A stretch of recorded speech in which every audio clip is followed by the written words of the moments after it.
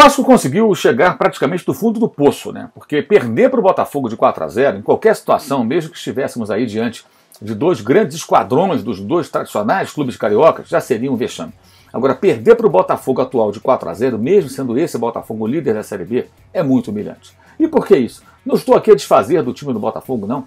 Que lidera a Série B, deverá ganhar, quem sabe, aí o campeonato da segunda divisão, estará na primeira divisão no ano que vem, em 2022, com um trabalho de recuperação sério. Já até entrevistei o Jorge Braga, que é o CEO do Botafogo, no UOL Esporte, no Dividida, que é o programa de entrevistas que eu faço no UOL. Se você não assistiu ainda, assista. O link está aqui embaixo na descrição desse vídeo.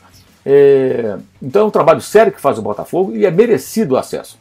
Mas o Botafogo tem hoje um time extremamente limitado. Como limitada é a Série B? Como limitado é o time do Vasco, embora muito mais caro que o do Botafogo, com um investimento muito maior. E tomar de 4-0 dessa maneira é a suprema humilhação, porque não estamos falando de um Vasco enfraquecido, enfrentando um Botafogo forte, como em vários momentos de sua história, a golear o seu rival. E sim, de dois times grandes, importantes do futebol do Rio e do Brasil, que estão na segunda divisão, e um deles consegue, num jogo em que as suas últimas esperanças de classificação para a primeira divisão no ano que vem estavam em jogo, perder por 4-0 da maneira que perdeu. Isso evidencia erros do técnico Fernando Diniz, equívocos cometidos no departamento de futebol pelo dirigente Alexandre Pássaro, pelo presidente Jorge Salgado, pelos seus antecessores e por todo mundo. E por que isso acontece? Porque o Vasco da Gama vive numa guerra há muito tempo, é uma guerrilha constante no Vasco. O Vasco não consegue sair desse seu estágio de constante conflito. É um clube que vive em conflito, é um clube que vive com esse tipo de problema. E, consequentemente, o que acontece? O Vasco não consegue ter a tranquilidade necessária para superar as dificuldades, isso estoura no campo, no futebol aquém do que é esperado, e o resultado é esse. O time não deve subir, só um milagre agora para conseguir o acesso à primeira divisão, e ainda toma essa pancada depois de ter perdido para o CSA em casa, depois de ter perdido para o Guarani fora de casa, num jogo que teve a vitória nas mãos e perdeu um pênalti já no finalzinho, e no contra-ataque tomou o gol, e tomou novamente o gol de contra-ataque. Então é um Vasco que consegue machucar demais a sua torcida, por conta de uma série de erros. Mas esses erros você não vai encontrar digitais apenas de um ou dois, você vai encontrar de muita gente, até de gente que morreu, porque o Vasco vem nessa situação há muito tempo.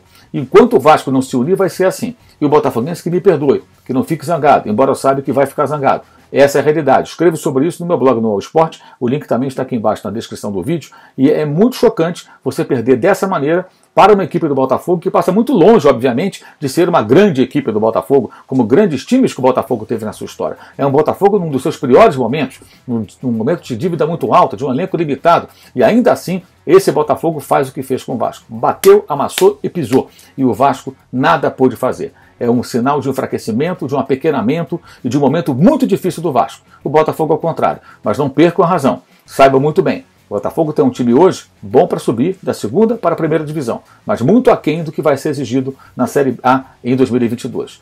O comando técnico pode ser questionado, apesar do sucesso momentâneo. O elenco, certamente, com muitos jogadores que serão questionados, porque com esse time vai ser muito difícil. Porque o Campeonato Brasileiro da Série A já é sofrível do ponto de vista técnico, com muitos técnicos fracos, equipes mal treinadas e o futebol risível na maioria das partidas. Na Série B, mais ainda. Não é possível alguém minimamente lúcido se iludir com isso. O torcedor até pode, tem esse direito, porque ele é apaixonado, ele vai ficar ali empolgado e tem que curtir esse momento. A nós, que analisamos futebol, não é permitido isso, ou não deveria ser. A gente tem que ser realista, e a realidade é essa. O Botafogo hoje tem um time limitado que brilha num campeonato tecnicamente mais fraco e consegue sucesso merecido para voltar à Série A.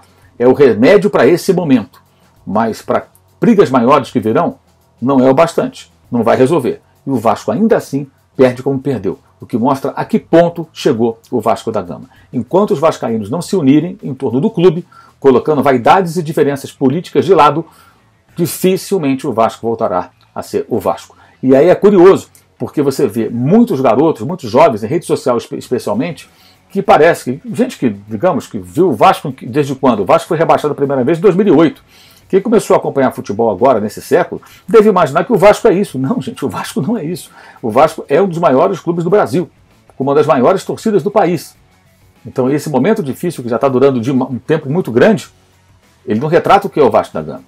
Então o Vasco tomar de 4-0 como tomou em casa, não dá para entender como algo aceitável e normal. É um escândalo, é um choque, é um castigo muito grande para a sua torcida.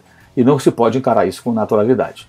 O clube um grande clube, de grande torcida, de grande história, de grandes títulos, vive um momento, talvez o pior, de toda a sua centenária história. Isso é muito chocante. Saudações.